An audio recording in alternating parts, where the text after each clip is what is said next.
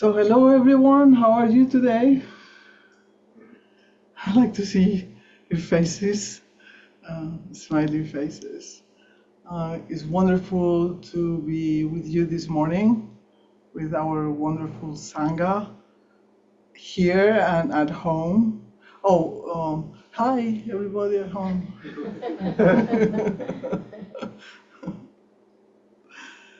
So we are continuing with the talks on the Diamond Sutra, which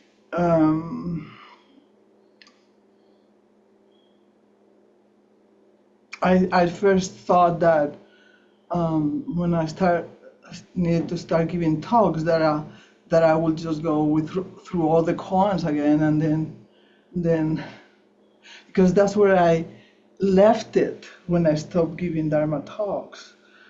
So when I went back there, it's not possible because I'm not there now. So I'm here, and after we read during Sesshin the hymn, the mystic hymn to the Wisdom Mother, where Shariputra, beloved Shariputra, write this incredible hymn to the Wisdom Mother, praising Mother Prajnaparamita as a fountain of light, as the only one that can turn the wheel of the true Dharma.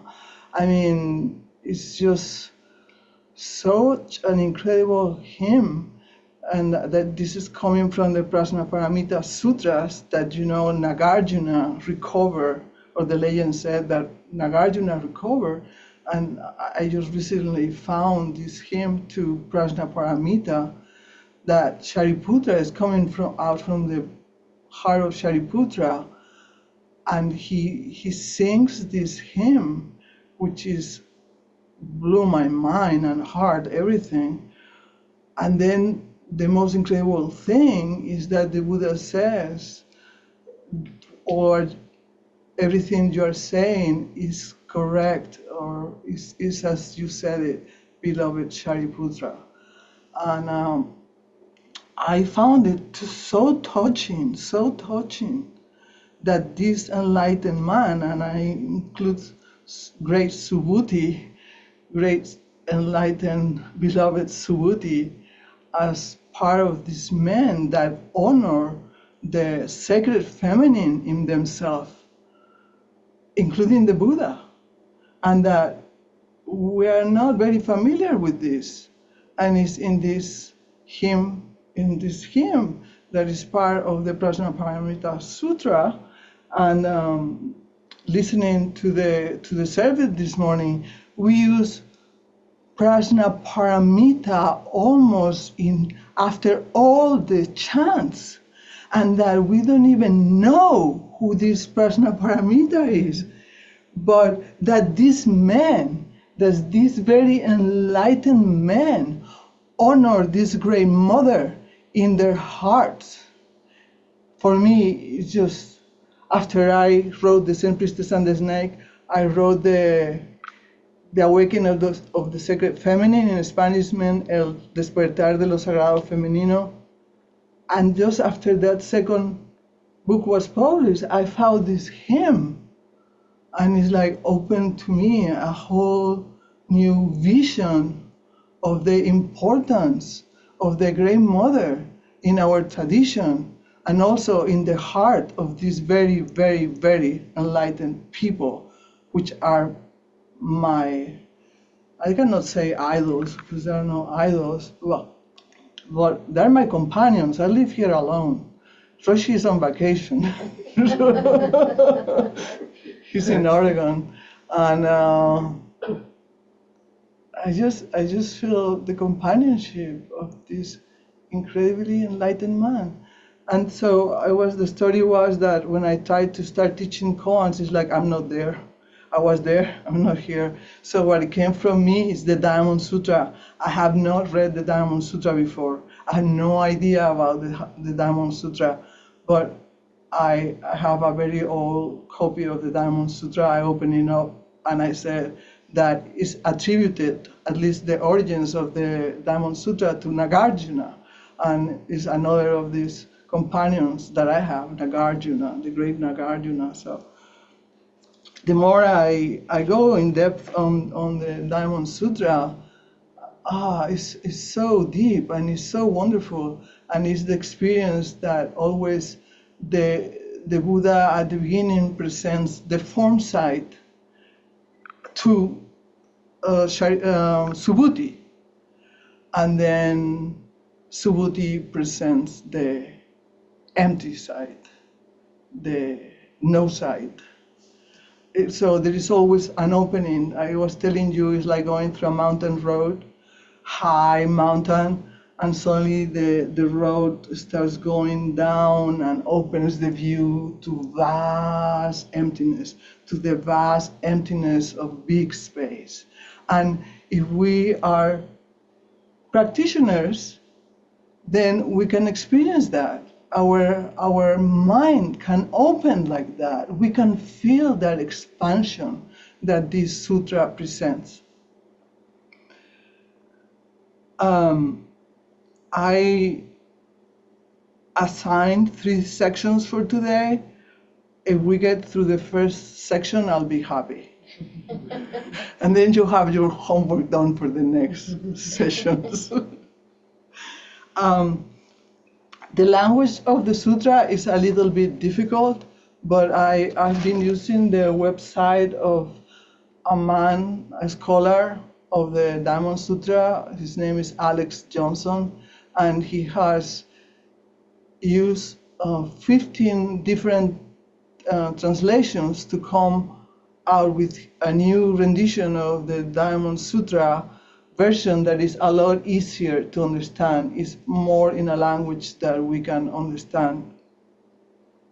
And Alex Johnson says in his website that it is important to understand that whatever is said in the body of a sutra is not coming from the ordinary level of consciousness. My English, everybody understood every word? Okay. It communicates the nature of enlightenment and the way leading to its realization. Is definitely the way leading to its realization. Every chapter leads us to the realization of enlightenment if we are practitioners, if we are disciplined practitioners. You can experience an opening of mind in this natural way of reading this sutra. He continues, it's not something that has been worked out intellectually. He says, it is a message, even a revelation, coming from the depth of the enlightened consciousness. That's what it is.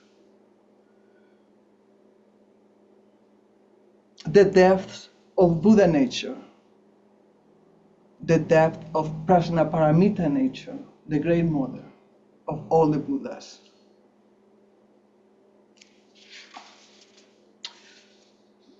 So the first section, as is written by a version I have of the Diamond Sutra that is being translated by Price and Wong and is published by Shambhala, reads like this. The section is called Great Ones, Perfect Beyond Learning, Utter No Words of Teaching. And then the Buddha star. Subhuti, what do you think? Has the Tathagata attained the consummation of incomparable enlightenment? Has the Tathagata a teaching to enunciate? Subhuti answered, as I understand Buddha's meaning, there is no formulation of truth called consummation of incomparable enlightenment. Moreover, the Tathagata has no formulated teaching to enunciate. Wherefore, because the Tathagata has said that truth is uncontainable and inexpressible, It neither is nor is it not. Thus is that this unformulated principle is the foundation of the different systems of all the sages. And then after reading Alex Johnson's rendition, I came with my own rendition so you can understand it easily. Buddha says to Subhuti, has the Buddha attained the highest enlightenment? Has the Buddha any teachings to give? Subhuti says, there is no separate state that we can call the highest enlightenment. There is neither a separate teaching to give. The truth is uncontainable and inexpressible. It neither is nor is not. Buddha and disciples are enlightened by an internally intuitive process which is spontaneous and is part of their inner nature.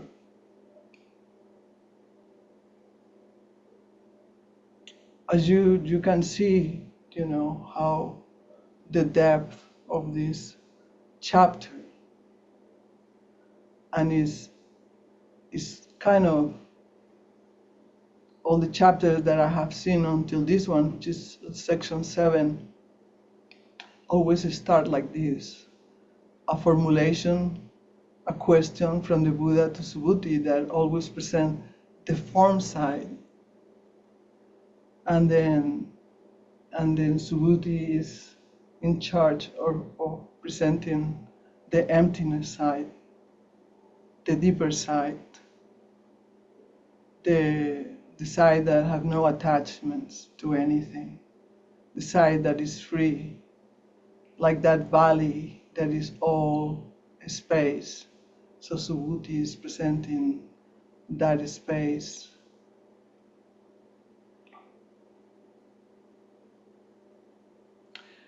It's very beautiful when he says it neither is nor is not, because he's talking about here the middle way. And as you know, Nagarjuna is one of the greatest masters of the middle way, with his Madhyamaka school, Madhyamaka school. So it neither is nor is not.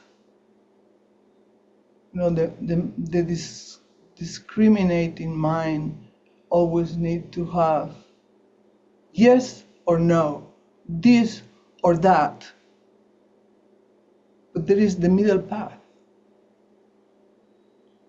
In between two opposites, there is a vast road that is called the middle way.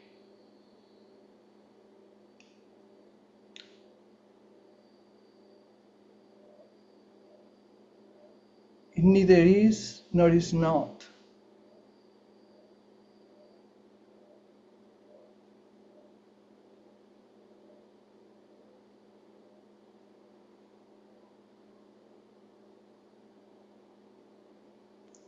And then the next part is very beautiful, and I want you to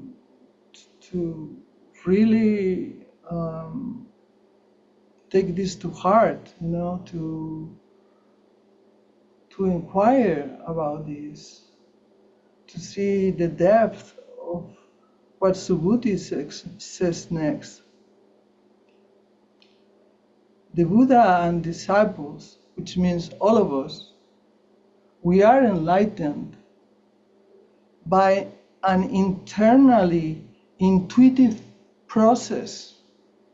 It's an internally intuitive process which is spontaneous and is part of our inner nature. So Zen practice points to that process that is intuitive. It helps us deepen into that intuitive process that is spontaneous and is already a manifestation of our own inner nature.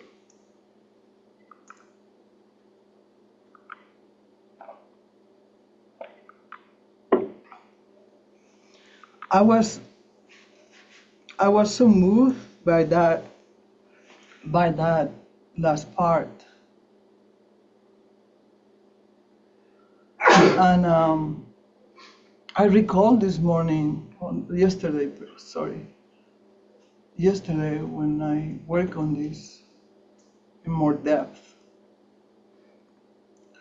how it was for me in the koan, who am I? Who am I? This inquiry, who am I? Who am I? Who am I? Who am I? Who's walking? Who's doing dishes? Who is cleaning? Who is taking the dog for a walk? Who is, who is, who is it? Who is it? Who is it? That's what the koan does. It opens the road for our own intuitive process to become available for our daily use. For it can be used in all activities of life.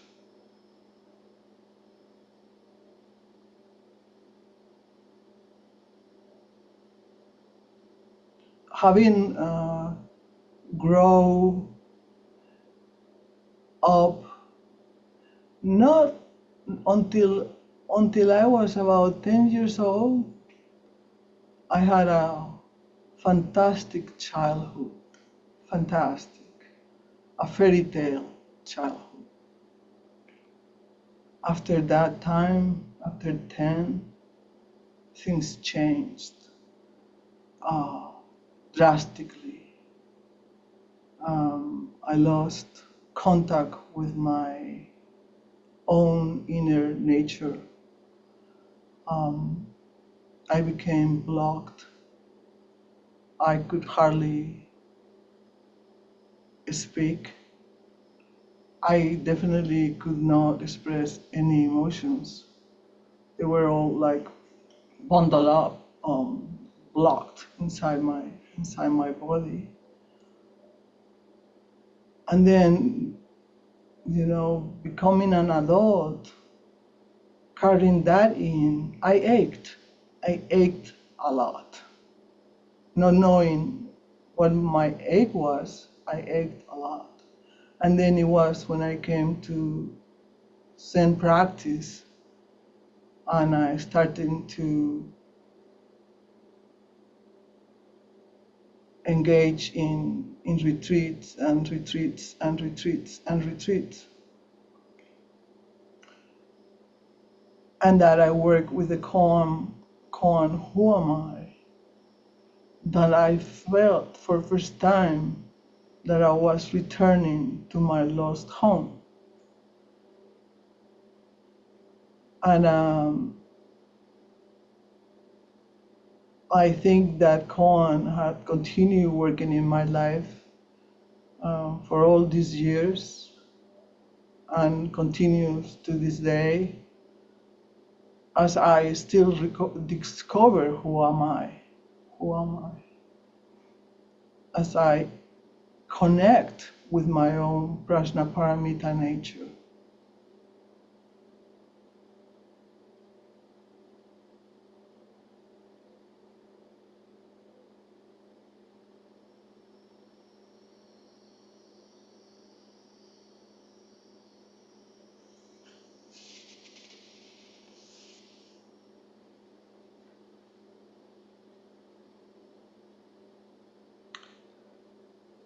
So going back to the beginning of the section 7, the Buddha asks Subhuti, has the Buddha attained the highest enlightenment? Has the Buddha any teachings to give? And Subhuti says, there is no separate state that we can call the highest enlightenment, or even the smallest enlightenment, even any enlightenment. It doesn't have just to be with the highest enlightenment. There's not a separate state called enlightenment.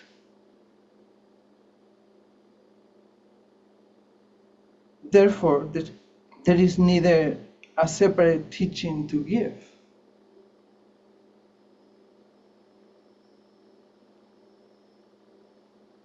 If there was something separate from us that we could call enlightenment, then we could not embody it.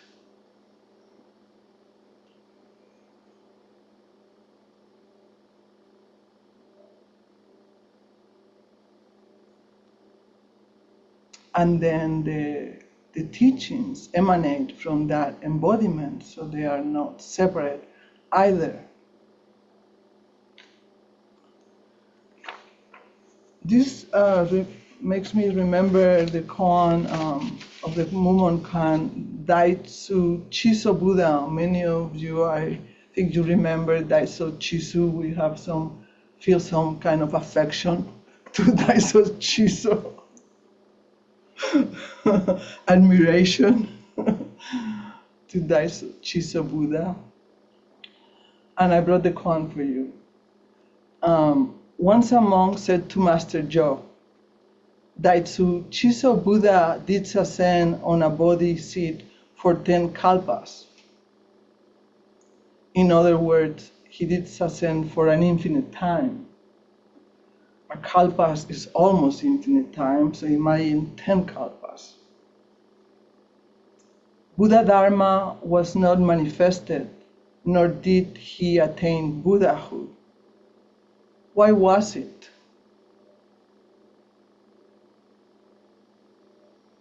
So the monk seemed to be very honestly searching for the truth. He has the fire dharma in his heart, and he wants to understand how come he sat in the seat of enlightenment for an infinite time. He took the Buddha's seat of enlightenment. He ascended to the throne of enlightenment. Why then neither he attained Buddhahood or manifested the Buddha Dharma?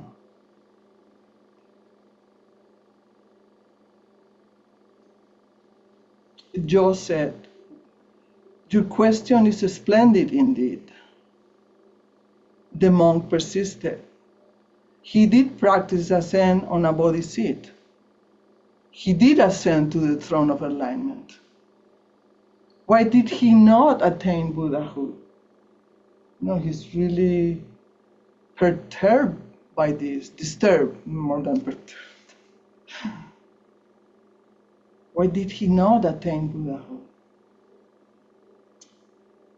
Jo replied, he did not attain Buddhahood.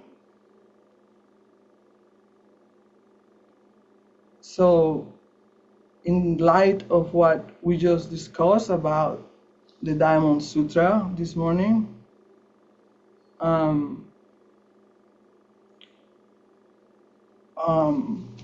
and some of you have worked on this koan, so I don't want you to come from the answers you have given to this koan, but this koan is exactly what Subhuti is saying here and what the Buddha is asking. Has the Buddha attained the highest enlightenment? Or enlightenment, let's take the highest. Has the Buddha attained enlightenment? Has the Buddha any teachings to give? Has the Buddha manifested the Dharma? And Subhuti says, there is no separate state that we can call enlightenment. There is neither a separate teaching that we can call the Buddha Dharma.